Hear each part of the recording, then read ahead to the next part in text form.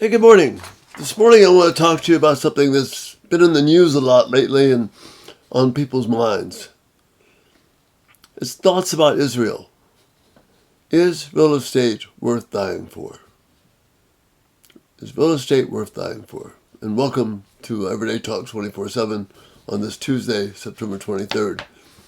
Interestingly, the beginning of the Jewish New Year. So, much has been made. It's in the news. Interesting, people talk about Bible passages, but especially this one in Genesis 12, where verses 1 to 3, where this is the promise made to Abram about what his inheritance would be. So listen to what's said. The Lord said to Abram, "Leave your country, your people, and your father's household, and go to a land that I will show you. I will make you into a great nation. I will bless you, I will make your name great, and you will be a blessing. I will bless those who bless you." This is the 12:3. This is the one that's getting a lot of attention in the news media these days. "I will bless you, and whoever curses you, I will curse, and all the peoples on earth will be blessed through you." Let me read it again. I will bless you, I will bless those who bless you, and whoever curses you, I will curse. And all the peoples on earth will be blessed through you. So the question is, who is God giving this promise to? Well, very clearly in the passage, it's being given to Abram. This is before his name is changed to Abraham. He's being told to leave this country where he was living and go as a complete stranger to a new place that God was going to show him. And then those famous words, "I'll bless you, and whoever blesses you will be blessed. Whoever curses you, I will curse. And everyone will be blessed through you." So he's speaking these words to Abram.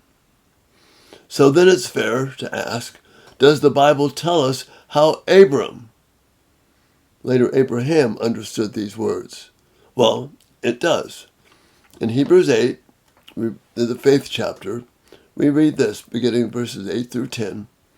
It says, "By faith Abraham, when called to a place he would later receive as his inheritance." In other words, exact same language in Genesis 12:1 that's being spoken of here. "Leave your country and your people and your father's household."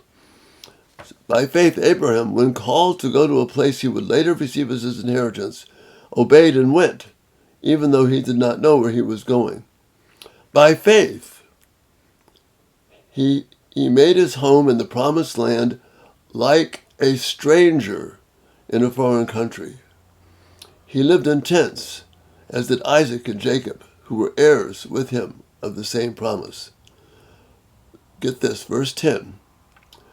"For he was looking forward to the city with foundations, whose architect and builder is God." See, Abraham was not looking for real estate. He was looking for the heavenly city.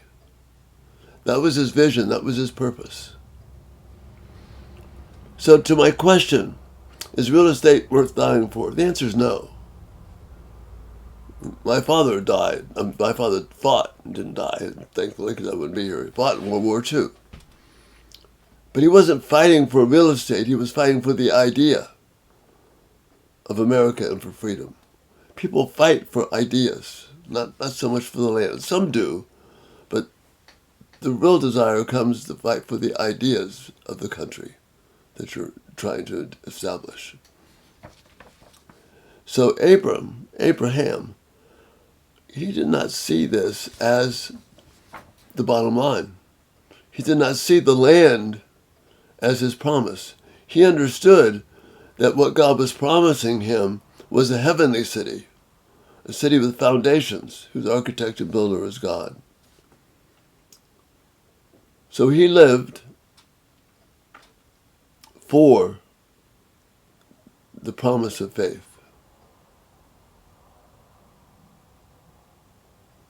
We don't need to die for land. We need to live for faith.